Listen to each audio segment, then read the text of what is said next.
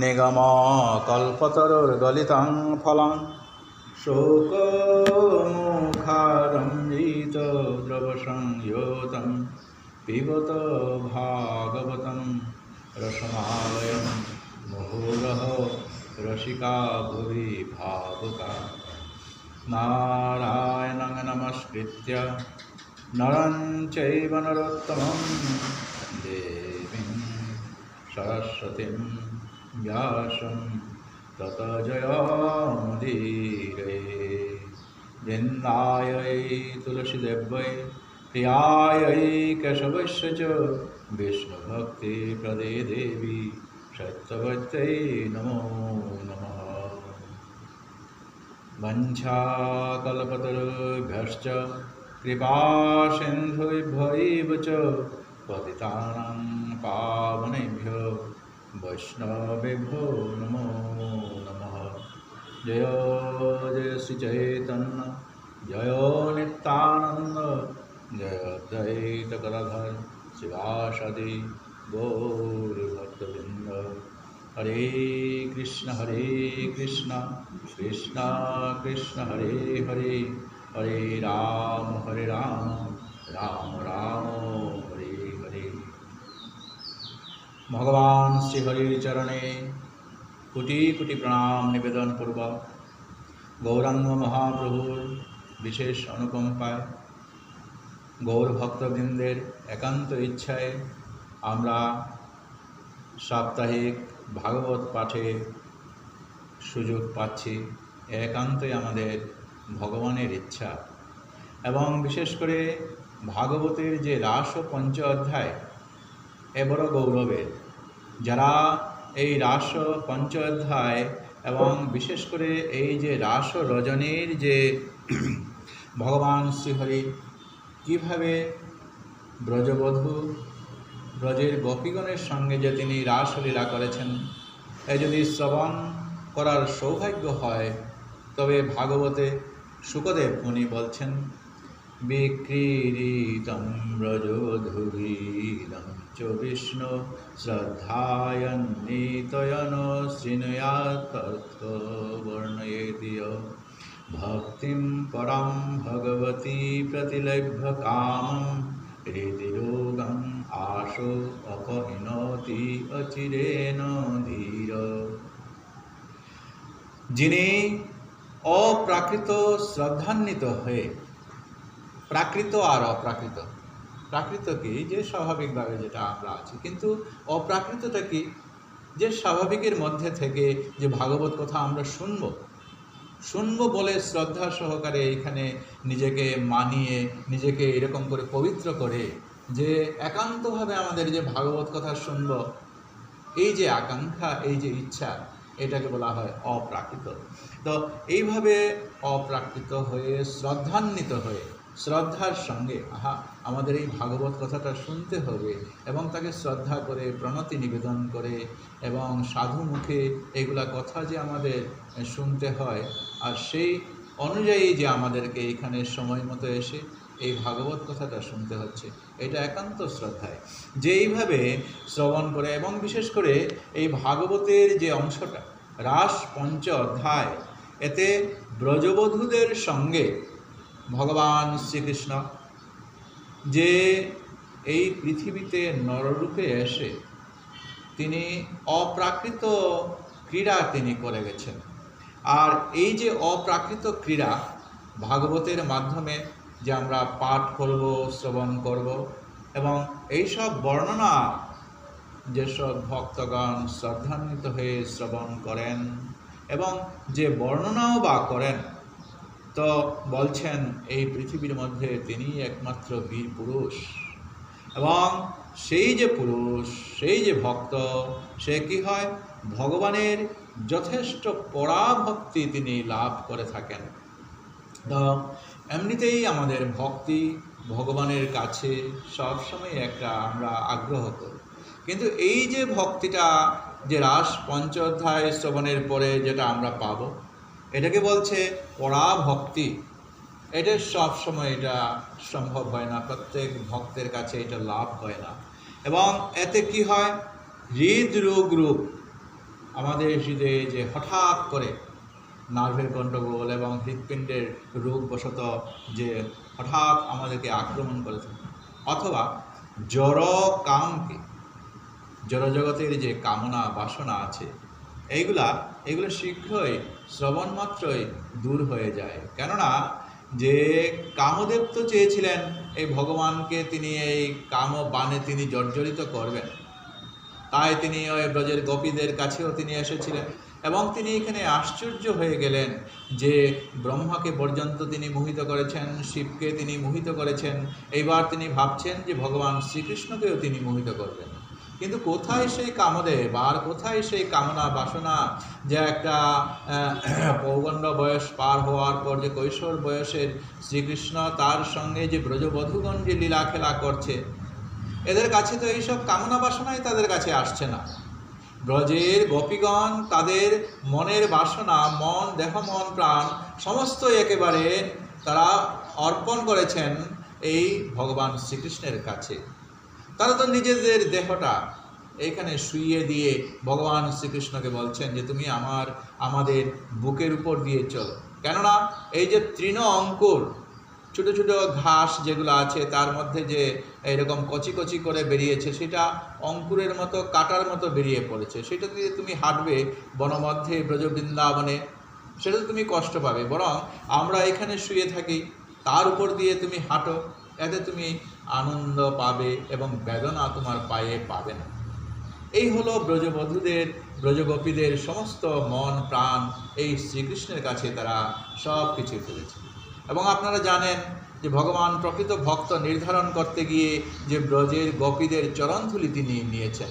স্বয়ং নারদ মুনি সেই সেবা করতে চেয়েছিলেন, তিনি ব্রহ্মলোকে গেছেন, তিনি শিবলোকে গেছেন, যোগী ঋষিদের কাছে গেছেন এবং ভগবানের সেই মাথা ব্যথা কমানোর জন্য তিনি যে ভক্তের চরণধূলি চাইছিলেন তারা তো কই আর দিতে পারলেন না। একমাত্র যখন তিনি ব্রজ বৃন্দাবনে চলে গেলেন, ওই ব্রজ বৃন্দাবনে যাওয়ার পর তখন ব্রজের গোপীরা তারা এই চরণধূলি তাদের নিজেদের চরণ থেকে দিয়ে যে আমরা নরকে যাই, আমাদের নরকবাস হোক, তে আমরা কি হয় সেটার দিকে তাদের ভ্রুক্ষেপও নেই। তাদের মনের বাসনা কি? একমাত্র ভগবান যাতে আনন্দ পান। তাই এই ব্রজগোপীদের একমাত্র ভাবনা হচ্ছে যে শ্রীকৃষ্ণ আনন্দ দান করা। তাই কোথায় কামদেব, এখানে তিনি হেরে গেছেন।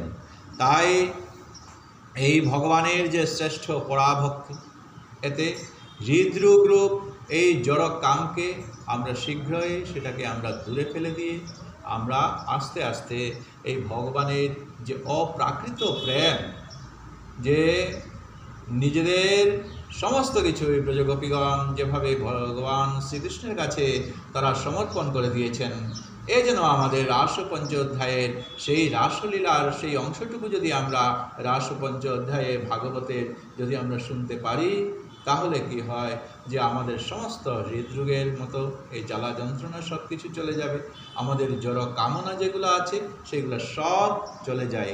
এই হচ্ছে এই ভাগবতের এই রাসপঞ্চ অধ্যায়ের পাঠের এবং শ্রবণের ফলশ্রুতি। তো শুকদেব বলছেন, দেখুন এই যে ব্রজের গোপীগণ ভগবান শ্রীকৃষ্ণের কাছে বংশীবাদন শ্রবণ করে এসেছিল, শ্রীকৃষ্ণ তাদেরকে বলেছিলেন তোমরা যাও নিজ গৃহে, কিন্তু তারা চলে যাননি।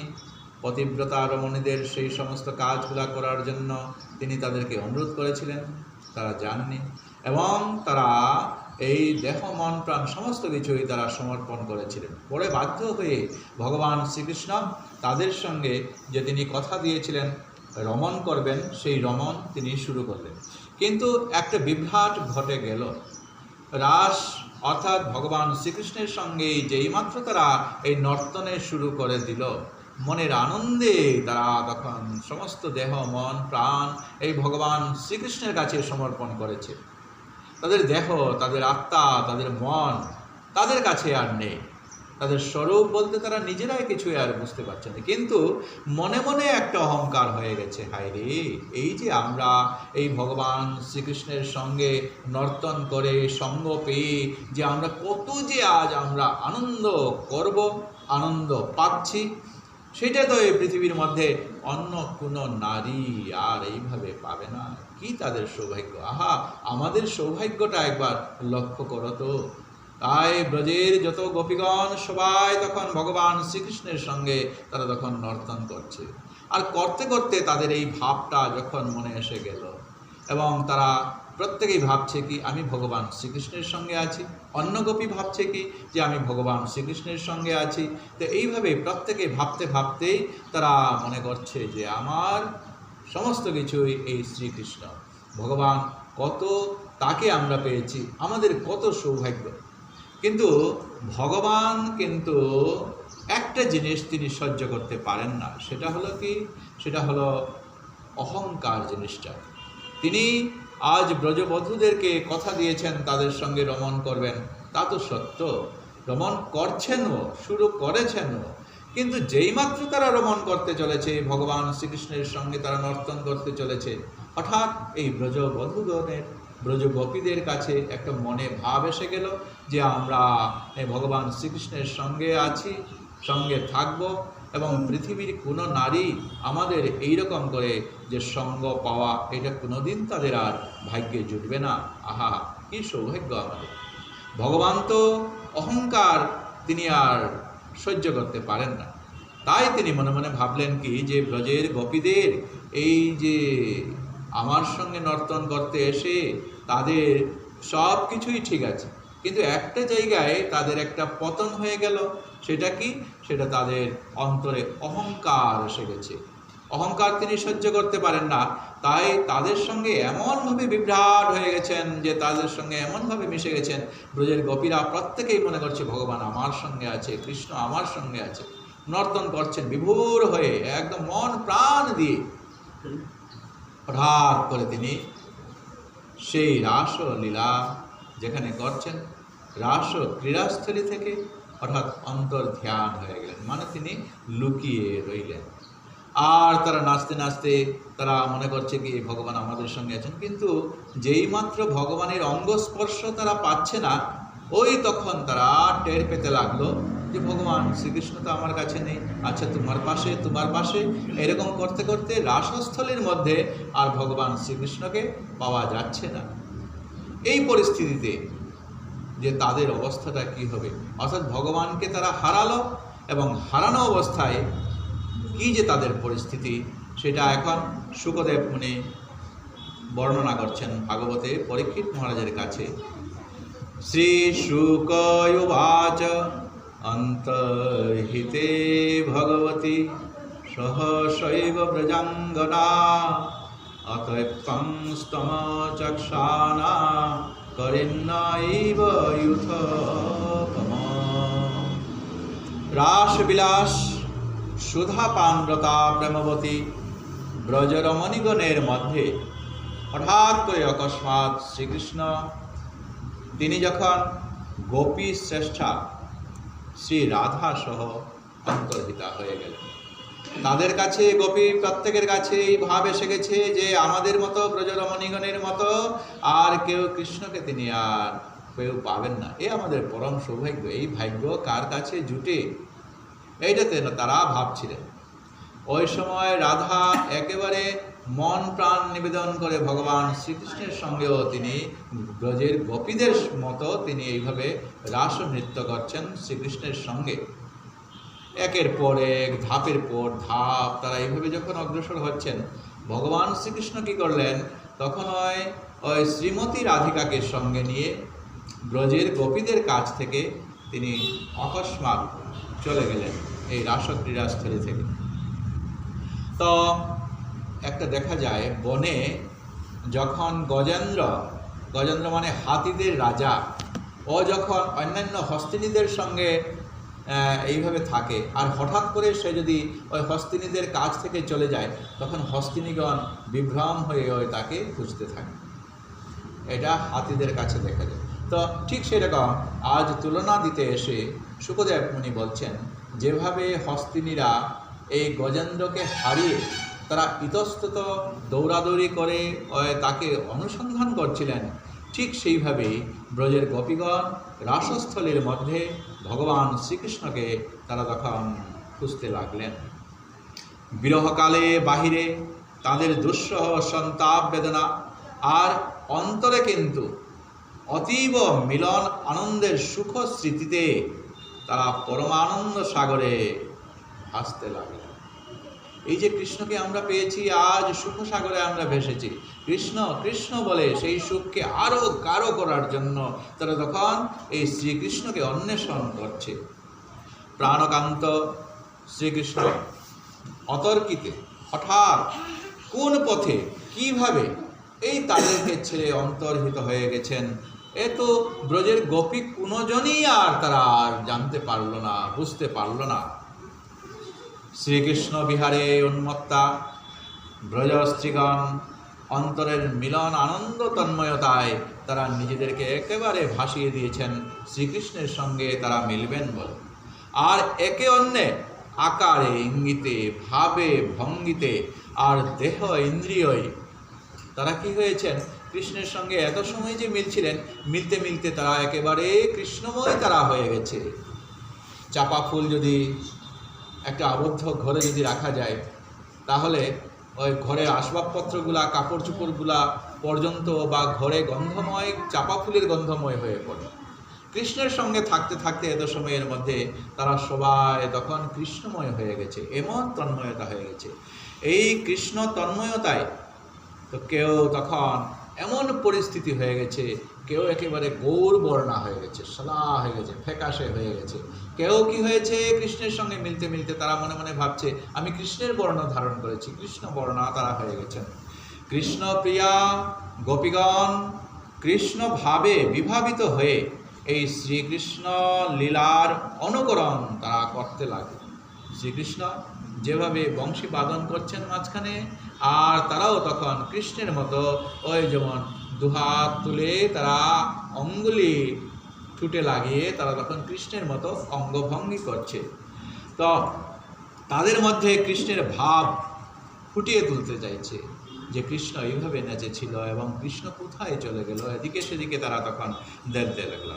এবং দেখতে দেখতে তারা তখন বিভোর হয়ে গেছে। কেউ ব্রজগোপী অন্য ব্রজগোপীকে জিজ্ঞেস করে কৃষ্ণ কোথায়, কৃষ্ণ কোথায়। এক গোপী তখন বলছেন আরে কৃষ্ণ কোথায় খুঁজবে, আমি তো কৃষ্ণ, কারণ আমি কৃষ্ণময় হয়ে গেছি। এই দেখছো না আমি বাঁশি বাজাচ্ছি, মানে কৃষ্ণ বাঁশি বাজাচ্ছে, এই তো কৃষ্ণ। এইভাবে তারা তখন দেখো আমি স্বয়ং কৃষ্ণ, এইভাবে কৃষ্ণদের সাক্ষাতে আছি আমরা বলে তারা তখন দেখিয়ে দিচ্ছে। এমনভাবে বিভোর হয়ে গেছে, এমন প্রলাপ করছে যে তারা নিজেরা নিজেদের মধ্যেই হারিয়ে গিয়েছে। আর কৃষ্ণকে হারিয়েছে না সঙ্গে রেখেছে এইটা তারা তখন বলতে পারে না। বিরহিণী ব্রজগোপীগণ কৃষ্ণ প্রেম তন্ময়তায় শ্রীকৃষ্ণ রূপ গুণ তখন লীলা কীর্তন করতে লাগলো। শ্রীকৃষ্ণের এই রূপ, শ্রীকৃষ্ণের এই গুণ, এইভাবে তারা তখন কৃষ্ণের গুণ মহিমা গাইতে লাগলো। কিছুক্ষণ পর যখন তাদের অনুভব তরঙ্গ কি তারা কৃষ্ণকে খুঁজছিল, কাছে পেয়েছিল হঠাৎ করে নাই, এই আমাদের পাশে থাকা একজন হঠাৎ যদি এখানে না পায় আমাদের কীরকম ভাবটা হয়ে যাবে। কখনো কখনো মনে হয় ওই তো তার পাশে আছে, ওইখানে আছে, ওইখানে আছে। প্রত্যেক ব্রজগোপীরা একে অন্যের পাশাপাশি তারা দেখলো যে সত্যি কৃষ্ণ তো নাই, এখান থেকে অন্তর ধ্যান হয়েছেন। এইরকম তারা যখন স্পষ্টতই জানতে পারলো যে কৃষ্ণ এখন তাদের মধ্যে নেই, তারা তখন উন্মাদিনীর ন্যায় বিভ্রম দশায় তখন এই বনের মধ্যে বনে বনে তারা তখন বিচরণ করতে লাগে। ভাইরে এই একটু আগে ছিল, কৃষ্ণ কোথায় হারিয়ে গেল, এরকম শ্রীকৃষ্ণের কথা জিজ্ঞাসা করতে করতে একে অন্যকে তারা জিজ্ঞাসা করছিল। এইভাবে তারা ওই বনের মধ্যে আস্তে আস্তে তারা তখন প্রবেশ করছে। ওই গোপীগণ বনের সমস্ত বৃক্ষরাজি এগুলার কাছে তারা তখন চলে গেল এবং লতা পত্র পুষ্প আদি যারা পাশে পেল তাদেরকে তখন তারা জিজ্ঞাসা করছে যে দেখো কৃষ্ণ আমাদের সঙ্গে ছিল একটু আগে, এখন কৃষ্ণ কোথায় হারিয়ে গিয়েছে, বোধহয় তোমাদের এই দিকে এসেছে কৃষ্ণ, তোমরা কি বলতে পারো? তাদের অন্তর বাহিরে কৃষ্ণ স্ফূর্তি হওয়ায় ওই তখন তারা বিভিন্ন লীলা আদি মনে করতে লাগলো, হায়রে পুতনা তো এমনি করে ওই কৃষ্ণকে হঠাৎ করে আমাদের মাঝখান থেকে পুতনা কৃষ্ণকে নিয়ে গিয়েছিল, এবং বিবিধ লীলা বিহার আদি যে আগে যে সমস্ত ঘটনা ঘটে গেছে সেইগুলাও তারা স্মরণ করতে লাগলো। কৃষ্ণকে হঠাৎ কে যেন উঠিয়ে নিয়ে গেল নাকি, এইরকম করতে করতে কৃষ্ণ বিরহে সকলে তখন আরতি ভরে উচ্চস্বরে শ্রীকৃষ্ণকে তারা ডাকতে লাগলো এবং শ্রীকৃষ্ণের লীলা তারা তখন কীর্তন করতে লাগলো। প্রেমাতুরা বৃন্দাঙ্গনাগণ মনে মনে ভাবলেন, হয়তো এই ছোট ছোট গুল্মলতা বৃক্ষলতা আদি ছোট ছোট এরা হয়তো তারা জানতে পারবে না, কিন্তু এই যে বড় বড় বৃক্ষ যেগুলো আছে, এই যে বৃক্ষগুলা এইগুলাকে একবার জিজ্ঞাসা করি তো, বলে তখন তারা জিজ্ঞাসা করছে। সুখদেব মুনি পরীক্ষিত মহারাজকে তখন বলছেন, দৃষ্ট কচ্চিদর্শথ প্লক্ষ ন্যঘ্রদ নো মন নন্দসূনুর্গত হৃত্বা প্রেষ হাসাবলোকনৈ। তা জিজ্ঞেস করতে লাগলো, উঁচু যে বৃক্ষ যেগুলো আছে, হে অশ্বত্থ, হে প্লক্ষ, হে ন্যঘ্রদ, ন্যঘ্রদ মানে হচ্ছে বট গাছ, ননিচুর শিরোমণি নন্দনন্দন শ্রীকৃষ্ণ নিজের প্রেম হাস্য দ্বারা আমাদেরকে মনোরত্ন চুরি করে নিয়েছিল, আর চুরি করে আমাদের এই যে মনের যে রত্ন ছিল সেটা তারা নিয়ে পালিয়ে গেছে। কৃষ্ণ, তোমরা কি এই পথে তাকে চলে যেতে দেখেছ? কারণ তোমরা তো উঁচু উচ্চ বৃক্ষ, উপর থেকে কেউ যখন দেখে তখন কেউ পালাতে পারে না। কপট শিরোমণিকে বন হতে বনান্তরে ভ্রমণ করে অন্বেষণ করা সত্ত্বেও তার কোনো সন্ধান আমরা আজ পাচ্ছি না। অনেক সময় আমাদের হয়ে যাচ্ছে। তোমরা উচ্চ বৃক্ষ, তোমরা কি কেউ এই ননিচূড়া শ্রীকৃষ্ণকে একবার দেখেছ?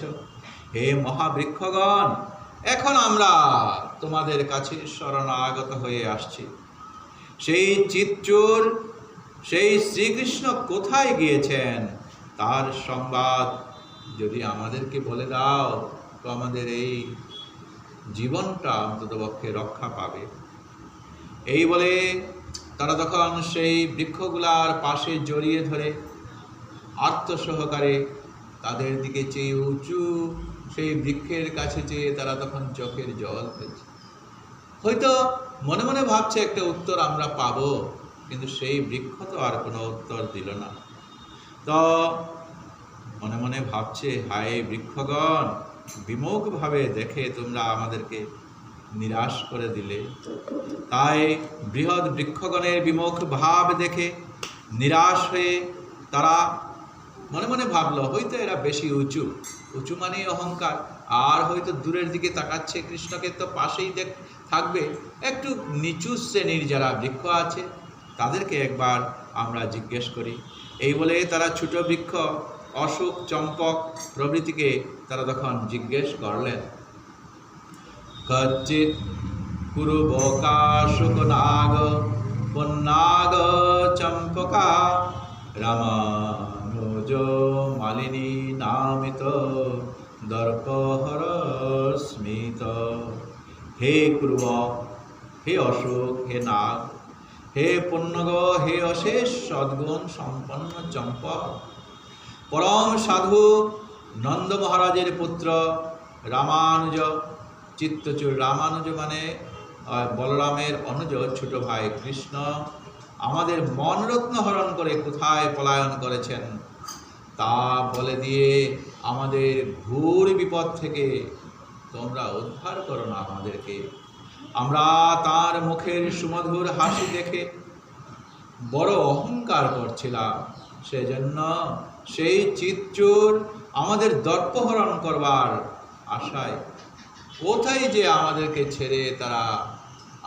ছেড়ে সে পলায়ন করেছে, তার জন্য আমরা উন্মাদিনী হয়ে অন্বেষণ করছি। সেই মহামোহনের অসহনীয় বিচ্ছেদে ক্ষণকালও আমরা বাঁচতে পারছি না। ক্ষণমপি সজ্জন সঙ্গতি রেখা ভবতি ভবার্ণবে তরণী। ক্ষণকাল আজ তোমাদের সঙ্গ নিচ্ছি। এখন সঙ্গম বিরহ বিকল্পী বরমিহ বিরহ ন সঙ্গমস্তস্য সঙ্গে শৈব তথৈকা ত্রিভুবনমপি তন্ময়ং বিরহে। সঙ্গম মিলন অপেক্ষা বিরহটা ভালো। কেন ভালো? কারণ বিরহতে বোঝা যায় কি যে হয়তো তিনি এইখানে কৃষ্ণ আছেন, ওইখানে আছেন, এরকম করে আমাদের বিভিন্নভাবে আমরা এরকম করে ভাবনা করে থাকি। তাই মিলন অপেক্ষা বিরহটাই ভালো, শাস্ত্রে বলছে। সঙ্গম বিরহ বিকল্পে ন সঙ্গমস্তস্যা, সঙ্গমটা সবসময় সঙ্গে থাকা, তা থেকে ভালো এই বিরহ অবস্থায়। কারণ বিরহ থাকা অবস্থায় ত্রিভুবনমপি তন্ময়ং বিরহ, ত্রিভুবনের যে কোনো একটা জায়গায় হয়তো সে আছে এরকম করে আমরা ভেবে নিতে পারি। আজ কৃষ্ণ বিরহ উন্মাদিনী ব্রজগোপীগণ এরূপভাবে কৃষ্ণ কোথায় আছেন তারা জিজ্ঞেস করে কিছুক্ষণ এই যে অল্প উচ্চ বৃক্ষদেরকে তারা প্রশ্ন করেছিলেন, কিন্তু আকুল দৃষ্টিতে চেয়েও এই বৃক্ষগণের মস্তক সঞ্চালন দেখে তারা ভাবলেন। মস্তক সঞ্চালন মানে কি?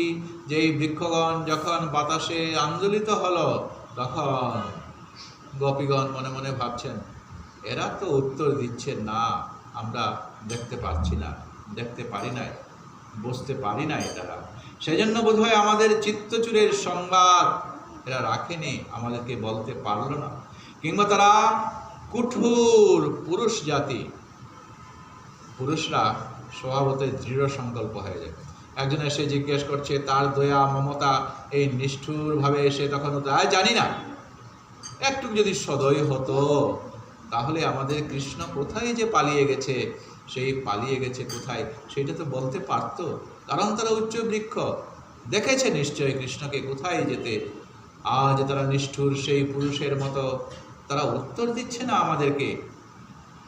নিষ্ঠুর কৃষ্ণের পক্ষপাতী হয়ে আমাদের প্রতি অসুয়া পরবশ হয়ে আমাদের সন্ধান দিচ্ছে না কৃষ্ণের। অতএব ছাড়, এদেরকে ছেড়ে দাও, চলো দেখি অন্যত্র।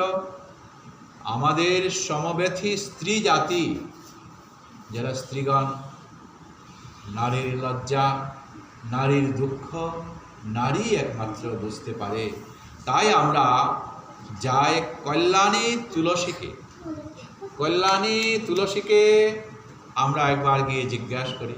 এই অনুমান করে তারা তুলসীর নিকট গিয়ে এবার জিজ্ঞেস করছে, কচ্চিৎ তুলসী কল্যাণী গোবিন্দ চরণ প্রিয়ে সহত অলিকুলৈর্বিভ্রত দৃষ্টস্তে অতি প্রিয়চ্যুত। হে কল্যাণময়ী তুলসী, তুমি পরম সৌভাগ্যবতী এবং জগতের মঙ্গলকারিণী। তোমাকে যারা ভজনা করে তুমি এই গোবিন্দকে পাইয়ে দাও। এই কারণে এই যে চলছে বৈশাখ মাস, বৈশাখ মাসে আমাদের এই জলধারা অথবা নিত্য নিত্য এই তুলসী দেবীকে জল প্রদান করতে হয়। আর ধারা দেওয়ার একটা নিয়ম আমাদের আছে এই সমস্ত বৈশাখ মাসটা ধরে। কেন? কারণ নিয়মিতভাবে জলধারা যদি এই তুলসী দেবীর কাছে দেওয়া হয়, নিয়মিত তুলসী সেবা যদি এই বৈশাখ মাসে যদি করা হয়, তাহলে এই তুলসী দেবী সেই ভক্তকে অত্যন্ত কৃপা করেন। এবং এই তুলসী দেবীকে সেবা করার একমাত্র উপযুক্ত মাস হচ্ছে এই বৈশাখ মাসটা।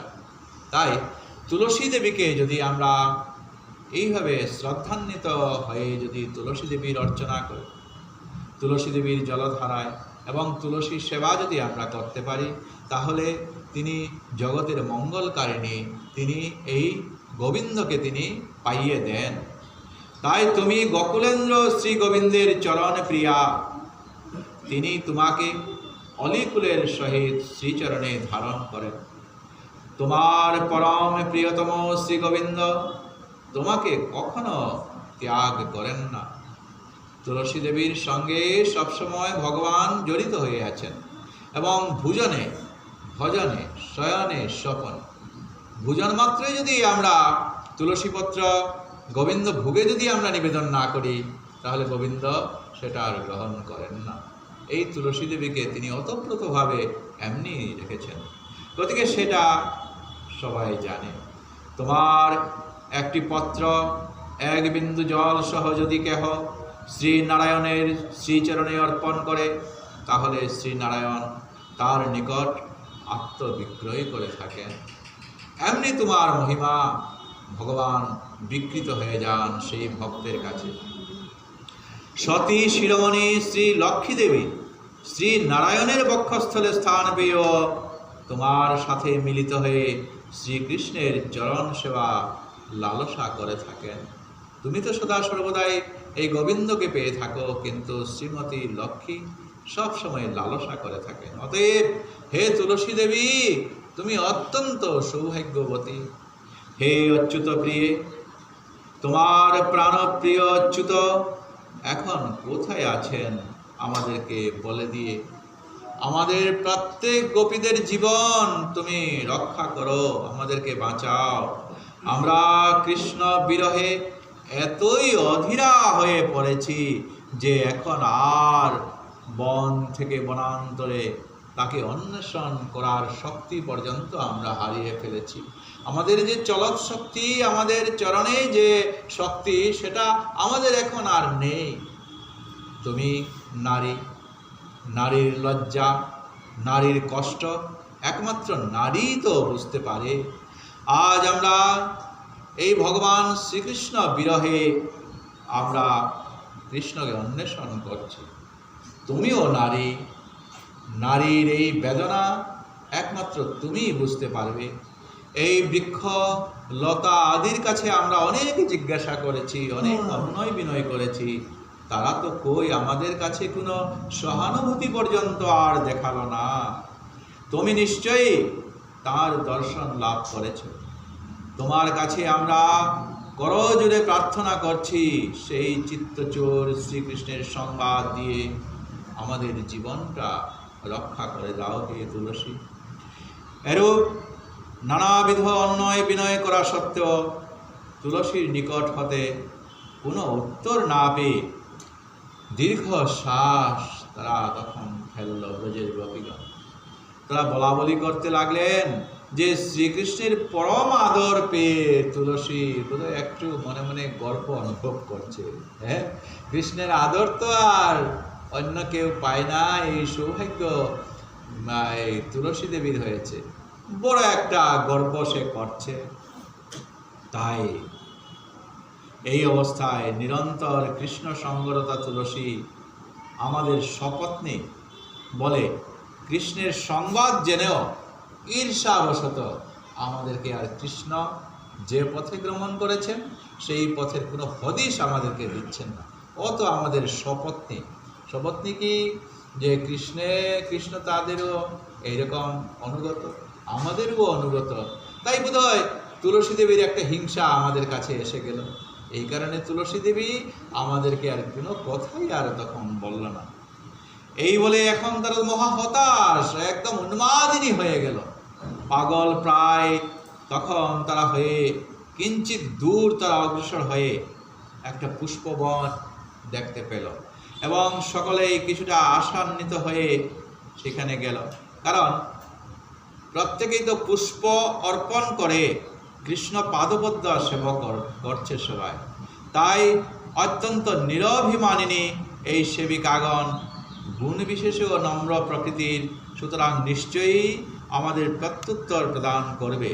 এই অভিপ্রায়ে সকলে তখন যুক্তি করে এই পুষ্পগুলির কাছে তারা তখন চলে গেল এবং তাদের উদ্দেশ্যে তখন বলছে সেই পুষ্পগুলির উদ্দেশ্যে, মালত্যদর্শীব কঞ্চন মল্লিকে याति युथिके प्रीतिं जनयन जात करस्पर्शने माधव चोतपियालपनशासनो कविदारो जम्बर कबिल्लबकोलाम्र कदम्बनीपा যে অন্যে পরার্থ ভবকা যমুনোপকূলা সংসন্তু কৃষ্ণ পদবীং রহিতাত্মনাং। হে মালতী, হে মল্লিকে, হে যুথিকে, তোমাদের অন্তরে কত আনন্দ দেখতে পাচ্ছি। ফুল যখন প্রস্ফুটিত হয়, এতে তাদের যে মনের আনন্দ, সেটা এই প্রস্ফুটনের মাধ্যমে সেটা প্রকাশ পায়। আজ ব্রজের গোপীগণ প্রত্যেকটা ফুল যখন এইভাবে ফুটে উঠেছে আর তাদেরকে দর্শন করে, তারা তখন মনে মনে ভাবছে, আহা, তোমরা কত আনন্দ পাচ্ছ।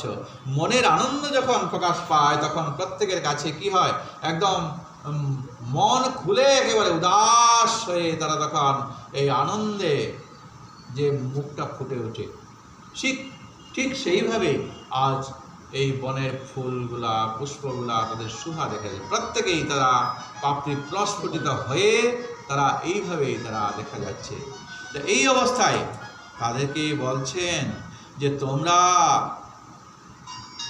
শ্রী মাধব যে করস্পর্শে ভক্ত যখন তার মাধবের ভগবান শ্রীকৃষ্ণের চরণে দেয়, তখন তোমরাও আনন্দ পাও, আর ভগবান শ্রীকৃষ্ণ তখন চরণে এই পুষ্প পেয়ে কৃষ্ণও তখন আনন্দ পান। এখন তোমাদেরকে দেখে মনে হচ্ছে যে তোমরা কত আনন্দ পাচ্ছ। শ্রীমাধব বোধহয় তোমাদেরকেই বা যাওয়ার পথে, এই পথে তিনি চলে গেছেন, হাত বুলিয়ে গেছেন, তোমাদেরকে করস্পর্শ দিয়ে গেছেন, এবং তোমরা এই কারণেই বোধহয় যে প্রস্ফুটিত হয়ে যে আনন্দ করো, তা থেকে আমরা দেখতে পাচ্ছি দ্বিগুণ তোমরা প্রস্ফুটিত হয়েছ। মানে কৃষ্ণ তোমাদেরকে স্পর্শ করে করে করে করে তোমাদেরকে চলে গেছেন। আচ্ছা বলো তো, তোমরা দেখেছ কি শ্রীমাধব তোমাদের শাখা অগ্র হতে হয়তো উৎকৃষ্ট পুষ্প একটা চয়ন করেছেন, এবং তিনি আনন্দ সহকারে হয়তো শ্রীমতী রাধিকাকে তিনি প্রদান করবেন, বা মনের মতো একজন গোপীকে তিনি প্রদান করবেন, এরকম করে হয়তো মনে ভাবনা করেছেন, বা হয়তো তিনি নিজে সেটা পুষ্প চয়ন করে তার কানে দিয়েছেন। আহা, কত সৌভাগ্য হে পুষ্পগণ! একদিকে তোমরা শ্রীকৃষ্ণের চরণে তোমরা স্থান পাও, আর আরেকদিকে আমরা বুঝছি এখন কি, যে কৃষ্ণ এই পথে যখন চলে গেছেন, তোমাদেরকে করস্পর্শ দিয়ে গেছেন, হয়তো তোমাদের মধ্য থেকে কোনো একটা অতি সুন্দর, অতীব সুন্দর একটা পুষ্পকে তিনি চয়ন করে নিয়ে গেছেন। তিনি কোথায় চলে গেছেন বলতে পারছো কি? শ্রীকৃষ্ণের নখক্ষত আদি তোমাদের কাছে আমি দেখতে পাচ্ছি। এই যে তোমাদের পাপড়িতে পাপড়িতে এক একটা দাগ রয়ে গেছে, কৃষ্ণ তোমাদেরকে হয়তো আদর করে সেই পাপড়িগুলোতে হয়তো নখস্ফুট তিনি করে গেছেন। আমরা স্পষ্ট বুঝতে পারছি। হে পুষ্পগণ, বলো বলো, কোন পথে? এই পথে নিশ্চয়ই তিনি আনন্দময় মাধব এই পথে গেছেন, তোমরা দেখেছ নিশ্চয়ই। বলো, তোমরা কৃষ্ণ সেবা পরায়ণা বলে আমাদের মনে হচ্ছে ভক্ত জনচিত দয়া ও পরোপকার গুণ তোমাদের আছে। অতএব হে প্রাণাধিক মাধবের সংবাদ বলে আমাদের জীবন রক্ষা করে দাও। কৃষ্ণ বিরহিণী ব্রজগোপীগণ এরূপভাবে বহুতর অনুরোধ করা সত্ত্বেও তারা অপেক্ষা করলো, ওই পুষ্পগুলার সামনে হাত জোড় করলো। তাদেরকে একবার কৃষ্ণ যেরকম করে স্পর্শ করেছেন, তাদের কাছে অতি মোলায়ম তাদের হাত নিয়ে এরকম করে বলো বলো বলে তারা এরকম পুষ্পগুলাকে ঝাঁকড়াচ্ছে, কিন্তু পুষ্পের কোনো তারা সারা শব্দ আর পেল না। এরা শ্রীকৃষ্ণের অনুগাতা দাসী বলে নিশ্চয়ই শ্রীকৃষ্ণের অনুমতি ছাড়া হয়তো কোনো গোপন সংবাদ আমাদেরকে দিতে তারা ইচ্ছুক নয়। কেন? কৃষ্ণের দাসী, এই যে কৃষ্ণের চরণে ভক্তগণ সবসময় চরণে সবসময় পুষ্প দেন, অনুগত দাসী এই পুষ্পগণ। এখন সেই অহংকারে তোমরা কৃষ্ণের কোনো কথা বলতে চাইছো না। আচ্ছা, কৃষ্ণের অনুমতি নিয়ে কথা বলবে? বলো না, আমাদেরকে সেই গোপন সংবাদ দাও, কোন দিকে তিনি চলে গেছেন। আচ্ছা চলো হে সখীগণ, আর কাল বিলম্ব না করে দেখি অন্যত্র গমন করি। এই বলে বিরোহিনীরা আরও তারা অগ্রসর হয়ে এই চ্যুত আদি বৃক্ষগণকে দেখতে পেয়ে পৃথক পৃথকভাবে তারা তখন নাম ধরে তাদেরকে ডাকতে লাগলো, হে চ্যুত, হে পিয়াল, হে পনস, হে অসন, হে কবিদার, হে জম্বু, হে অর্ক, হে বিল্ল, হে বকুল, হে আম্র, হে কদম্ব, হে নিপ, হে নারিকেল, হে গুহবাক আদি অন্যান্য তরুগণ, আমরা হাত জোর করে তোমাদের কাছে বিনম্র একটা কথা জানতে চাইছি। তোমরা যমুনার উপকূলে আশ্রয় নিয়ে তীর্থবাসী হয়ে বড় উপকার করে থাকো। তোমরা নিরন্তর তীর্থবাস করে তপস্যায় রত আছো বলে তোমাদের মধ্যে কৃপালুতা ও সত্যবাদিতা সদ্গুণ আদি আছে। যারা তীর্থে বাস করেন, তীর্থে বাস করতে করতে করতে করতে তাদের হৃদয় একেবারে সৎ হয়ে যায় এবং তারা পর উপকারী। তোমরা তো এই বৃন্দাবনের মধ্যে জন্ম নিয়েছ, বলে না বৃন্দাবনের তরুলতা, তারাও বলে কৃষ্ণ কথা, আমি মানব হয়ে হলাম চেতনহারা। সবাই কৃষ্ণ কথা বলে, সবাই কৃষ্ণ নাম নেই। আহা, তোমাদের কত সৌভাগ্য যে বৃক্ষ হয়েও তোমরা এখানে জন্মগ্রহণ করেছ এবং কৃষ্ণ বিনে তোমাদের মনে আর অন্য কিছু তোমাদের ভাবনা নেই। তোমরা পর উপকার করো। এই যে বৃক্ষ দণ্ডায়মান হয়ে আছো, তোমাদের যে রৌদ্র যখন আসে তখন তোমরা এই তীর্থবাসীগণকে তোমরা ছায়া প্রদান করো। প্রখর রৌদ্রে তোমরা এই ছায়া প্রদানের মাধ্যমে বাতাস তাদের দিচ্ছ। এইভাবে তীর্থবাসীদেরকে কত উপকার করছো। সেই হেতু আমরা এখন তোমাদের শরণাপন্ন হলাম। বোধ হয় তোমরা আর পক্ষপাত দোষ তোমাদের কাছে থাকবে না। এই যারা আগে যাদেরকে দেখে এলাম, তাদেরকে জিজ্ঞেস করলাম, তারা তো কোনো উত্তরই আর দিল না। অতএব আমাদের প্রাণকান্ত শ্রীকৃষ্ণ কোন পথে গিয়েছেন সত্য করে আমাদের বলে দাও। আমরা তার বিরহ জ্বালায় এখন আমাদের চোখে আর দৃষ্টিশক্তি হারিয়ে ফেলেছি, জগৎ শূন্যময় হয়ে গেছে। কিন্তু তাদের নিকট থেকেও অনেক অপেক্ষা করছে। এই যে বৃক্ষগণ কোনো উত্তর দিচ্ছে না, তারা সমাধিস্থ হয়ে নিষ্পন্দভাবে অবস্থান করছেন। অতএব এমত অবস্থায় আর কি উত্তরের আশা করা যায়? কত অনুনয়, কত প্রার্থনা এই বৃক্ষদের কাছে করল, কিন্তু তাদের প্রাণবল্লভের কোনো পথের সন্ধান পেলেন না। যখন তারা রাত্রিকালে সেই নির্জন বনমধ্যে মহা বিহ্বলা হয়ে পড়লেন, এই অবস্থায় কি আর করবেন? শুকদেব গোস্বামী তখন বলছেন, কিং তে কৃতং শীতি তপোবত কেশবাঙ্ঘি স্পর্শোৎসবৎফুলকিতাঙ্গরৈ রুহৈর বিভাসি অয়পঙ্ঘি সম্ভব উরুক্রম বিক্রমাদ্বা আহ বরাহ বপুষ পরিরম্ভনেন। শুকদেব গোস্বামী এবার বলছেন, শ্রীকৃষ্ণ বিরহিণী ব্যাকুল প্রাণা ব্রজগোপীগণ প্রাণকান্ত শ্রীকৃষ্ণকে অন্বেষণ করতে করতে বৃক্ষ আদির প্রতি নিজের নিজের দুঃখ বিজ্ঞাপন করার ফলে অতিশয় দুঃখ কাতরে বিবশ হয়ে পড়ে রইলেন। এখন এই রাত্রিকালে কার কাছে কোথায় যাবেন তারা কিছুই আর স্থির করতে পারলেন না। চারিদিক শূন্যময়, শূন্য দেখছে। তারা তখন ভূমির মধ্যে পতিত হয়ে গেলেন। ভূমির প্রতি এইবারে হাত দিয়ে এখন ভূমির প্রতি দৃষ্টিপাত করে বলছেন, মাটির গাত্রে স্নিগ্ধ দুর্বা ঘাসের যে অঙ্কুর, আর সেই অঙ্কুরে পৃথিবী অতিশয় দেখা যাচ্ছে পুলকিত হয়ে গেছেন। তাই তারা মনে মনে স্থির করলেন, নিশ্চয়ই শ্রীকৃষ্ণের চরণ কমল স্পর্শের জন্য পরমানন্দে পুলক ধারণ করেছে। সেজন্য তারা পৃথিবীকে সর্ব উৎকৃষ্টা সৌভাগ্যবতী মনে করে ধরণীকে সম্বোধন করে জিজ্ঞাসা করছেন যে, হে ধরিত্রী দেবী, তুমি কি রূপে তপস্যা করে এরূপভাবে শ্রী গোবিন্দের পাদ পদ স্পর্শ সঞ্জাত আনন্দে রোমাঞ্চিতা হয়ে সুশোভিতা হয়েছ? যে ভগবানকে এমন কি তপস্যা করেছ যে ভগবান শ্রীকৃষ্ণ তোমার পৃথিবীর উপরে সব সময় তিনি বিচরণ করে থাকেন।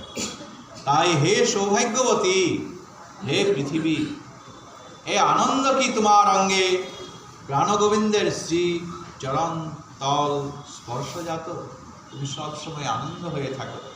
তুমি জন্ম জন্মান্তরে কি তপস্যা করে নিরন্তর ব্রজেন্দ্র নন্দনের পাদ স্পর্শ সঞ্জাত আনন্দে আনন্দিত হয়ে আছো।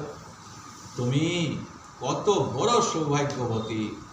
নিরন্তর ভগবান শ্রীকৃষ্ণের চরণ যুগল সদা সর্বদা তোমার বক্ষে তুমি ধারণ করে আছো।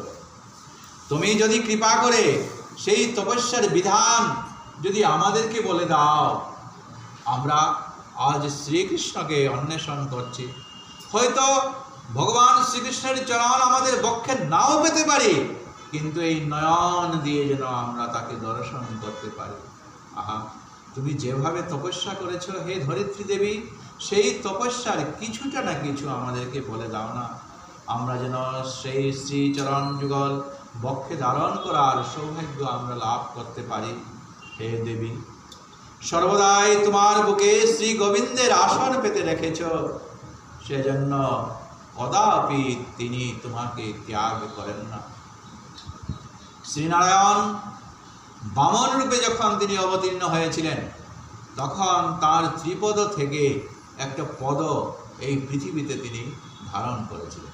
ভগবান বামন তিনি ওই ছলনা করছিলেন রাজাকে। প্রহ্লাদের পুত্র বিরোচন, বিরোচনের পুত্র বলিরাজ, বলিরাজ তো একেবারে দান করতে তিনি চলেছেন, যে যা চাইবে তাই তিনি।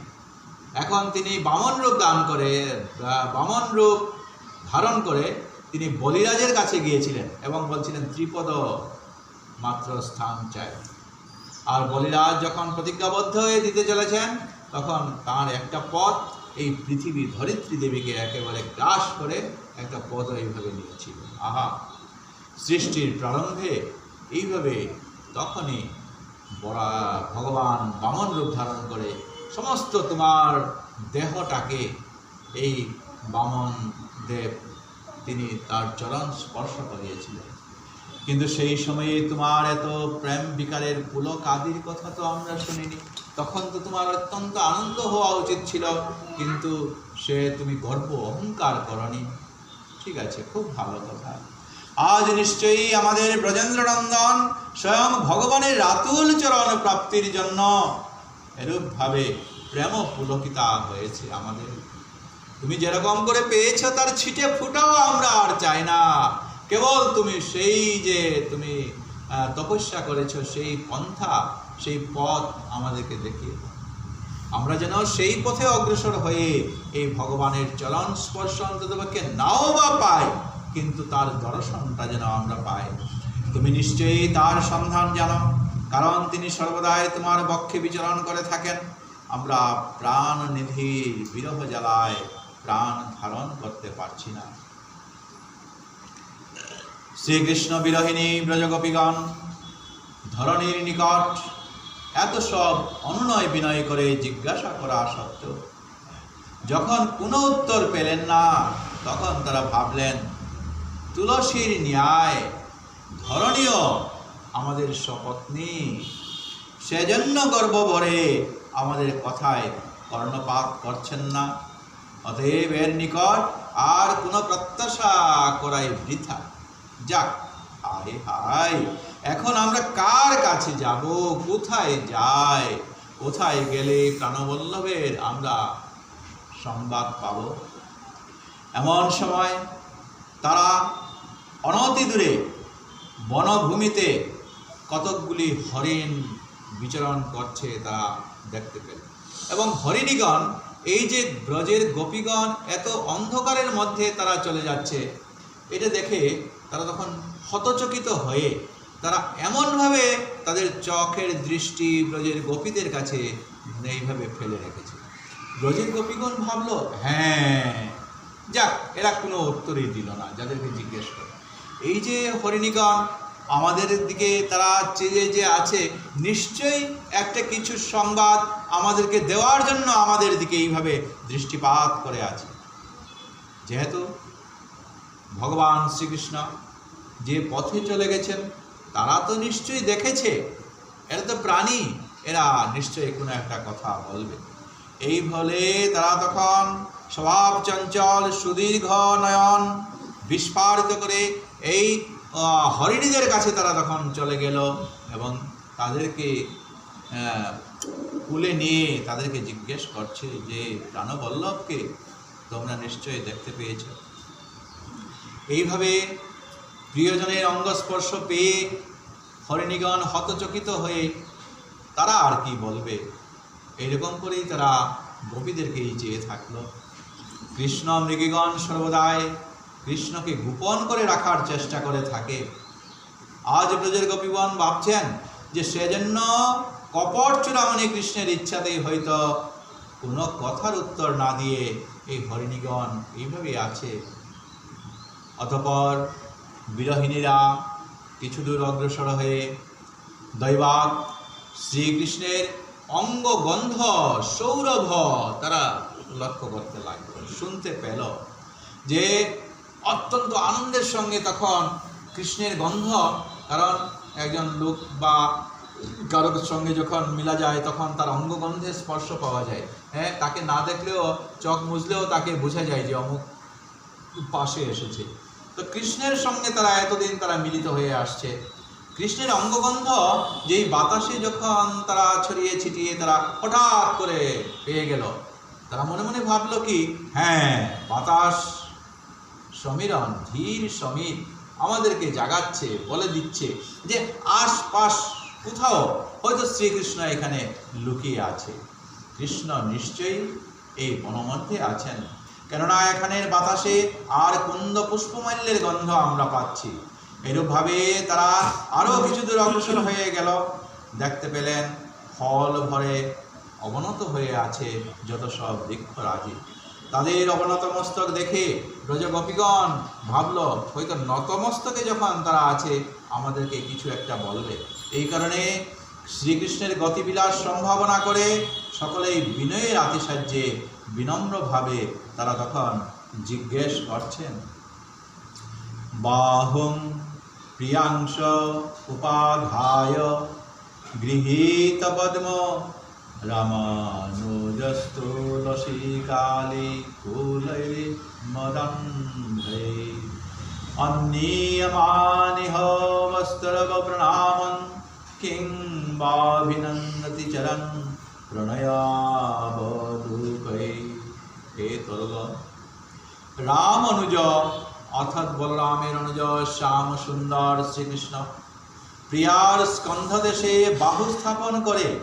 প্রিয়ার স্কন্ধদেশ মানে তাদের সঙ্গে তো এখন শ্রীমতী রাধিকা নেই, তারা স্পষ্ট বুঝতে পারছে আর তাদের কাছে আর সংশয় নেই যে শ্রীকৃষ্ণ এই শ্রীমতী রাধিকাকে তার রাধিকার স্কন্ধে হাত রেখে রাধিকা সহ আমাদেরকে ছেড়ে অন্তর্ধান হয়েছেন। তাই এই শ্রীমতী রাধিকাকে নিয়ে এই স্থানে এসে স্বপ্রণয় দর্শনে তোমাদের প্রণাম অভিনন্দন গ্রহণ করছেন কি, যে তোমরা শ্রীমতী রাধিকা আর শ্রীকৃষ্ণকে যুগল রূপে আমরা যেরকম বাসনা করি, তোমরা তো এই ক্ষণের মধ্যে সময়ের মধ্যে শ্রীমতী রাধিকা এবং শ্রীকৃষ্ণকে দেখেছ যুগল রূপে। তোমরা কি ওই শ্রীকৃষ্ণ ও শ্রীমতী রাধিকাকে যুগল দর্শন করে প্রণাম করছ? তোমরা হয়তো বলতে পারো বনবিহারী যখনই বনে আসেন তখনই আমরা তাকে প্রণাম করি এবং তিনিও অতি আদরে মধুর দৃষ্টিপাত করে নিজ কর নিজের হাত দিয়ে স্পর্শ বুলিয়ে আমাদেরকে আনন্দ বর্ধন করেন। এতে তার কোনোদিন ভুল হয় না। বিনম্রভাবে এত সব কথা এই বৃক্ষগণের সঙ্গে তারা তখন কথা বলছে, কিন্তু বৃক্ষগণের নিকট থেকে তারা কোনো প্রত্যুত্তর তারা পাচ্ছে না। তখন সকলে মিলে দুঃখ প্রকাশ করতে লাগছে। সেই সময় অন্য ব্রজরমণিগণ তখন উচ্চ স্বরে তখন বলতে লাগছেন, বৃক্ষগণকে জিজ্ঞেস করে কোনো ফল লাভ হবে না। তারা বলছে যে দেখো, পৃচ্ছতে মা লতা বহুনৈপসৃষ্টা বনস্পতি নূনং তৎকরজস্পৃষ্টা বিভ্রতুৎপুলকন্নাহ। আজ বলছেন দেখো হে, এদেরকে জিজ্ঞাসা করে কিছু লাভ হবে না, এরা কৃষ্ণের কোনো উদ্দেশ তারা দিতে পারবে না। ওই দেখো সম্মুখস্থ তোমার বৃক্ষের গাত্রে স্বর্ণলতা জড়িয়ে আছে। অতএব চলো যাই, তাদের কাছে গিয়ে আমাদের এই শ্রীকৃষ্ণের সংবাদ জিজ্ঞাসা করি। দেখতে পাচ্ছ কি, ওই স্বর্ণলতা নিশ্চয়ই শ্রীকৃষ্ণ অঙ্গ স্পর্শ আনন্দে পুলকিত হয়ে আছে। পথে আমরা অন্য লতায় এরূপ পুলকোদ্গম দেখতে পাইনি। ওই লতাই হয়তো এই প্রাণকান্তের হয়তো কোনো একটা কথা বলে দিতে পারবে। আজ শ্রীকৃষ্ণ বিরহিণী ব্রজাঙ্গনাগণ উন্মত্তের ন্যায় বনে বনে শ্রীকৃষ্ণকে অন্বেষণ করতে করতে বিরহ দুঃখ ভরে অতিশয় কাতরা হয়ে পড়লেন, এবং তারা তখন ওই শ্রীকৃষ্ণের পূর্ববৎ সেই যে ঘটনাগুলা সেইগুলা মনে মনে ভাবতে লাগলেন। যাহা কোনো একটা দুর্ঘটনা ঘটে গেল নাকি, যে পুতনা যেভাবে নিয়ে গিয়েছিল, অঘাসুর বকাসুর এইভাবে কোনো একটা উৎপাত করেছিল, কিন্তু কৃষ্ণ তো আমাদের সঙ্গেই ছিল, এ আবার হঠাৎ করে কোথায় চলে গেল। আর যদিও তিনি একা চলে যান, তাহলে এও তো নয়, শ্রীমতী রাধিকাকেও তো আমরা সঙ্গে দেখতে পাচ্ছি না। তাদের প্রেমময় স্বভাবে তন্ময়তা হেতু যে যে লীলার যে তাদের স্ফূর্তি হয়েছিল, এত আনন্দ তারা কৃষ্ণের সঙ্গে করবে বলে আজ তারা মন প্রাণ একেবারে পাগল হয়ে গিয়েছিল, কোথায় আজ সব নিরাশ হয়ে গেল। তখন এই বিরহিণীদের বাঁচাবার জন্য যুগমায়া দেবী প্রেমবতী ব্রজাঙ্গনাদের প্রেম সাগরে একটা অভিনব প্রেম তরঙ্গের সৃষ্টি করে দিলেন। তাদের শ্রীকৃষ্ণ লীলা অনুকরণ আদি তারা তখন করতে লাগলেন। দেখো, এখন আর কৃষ্ণকে খুঁজে লাভ নেই। কৃষ্ণ যে কোথাও এইভাবে আছেন, কৃষ্ণ কীরকম করেছিলেন, কৃষ্ণ এইভাবে থাকেন, কৃষ্ণ এইভাবে বংশী ধারণ করেন, এইভাবে তারা তখন গোপীরা সবাই মিলে তারা তখন ওই কৃষ্ণের অনুসরণ তারা করতে লাগলো। এটা আমরা বিশদে একটু আলোচনা করছি এই কারণেই, কারণ হয়তো জীবনে আমরা এই সুযোগ আবার দ্বিতীয়বার পাঠে পাই কিনা। তো এটা আমাদের দ্বিতীয় পরবর্তীকালে আমরা বাকি অংশটুকু আমরা পড়ব। তো আজকের দিনের সময়ও হয়ে গিয়েছে, আজকের দিনের পাঠের বিশ্রাম আমরা এখানেই দিচ্ছি। নাম সংকীর্তনযস্য সর্ব পাপ প্রণাশনম নাম দুঃখ শমনস্তং নমামি শ্রী হরিপদম। গুরবে গৌরচন্দ্রায় রাধিকায় তদালয়ে কৃষ্ণায় কৃষ্ণভক্তায় তদ্ভক্তায় নমো নমঃ। বঞ্ছাকল্পতরুভ্যশ্চ কৃপা সিন্ধুভ্য এব চ পতিতানাং পাবনেভ্যো বৈষ্ণবেভ্যো নমো নমঃ। जय श्रीमद्भागवत महापुराण की जय, समस्त वैष्णव वृंद की जय, आपन आपन गुरुदेव की जय। हरे कृष्णा कृष्णा कृष्णा हरे हरे, हरे राम राम राम हरे हरे। हरे कृष्णा कृष्णा कृष्णा हरे हरे, हरे राम राम राम हरे हरे। हरे कृष्णा कृष्णा कृष्णा हरे हरे, हरे राम राम राम हरे हरे।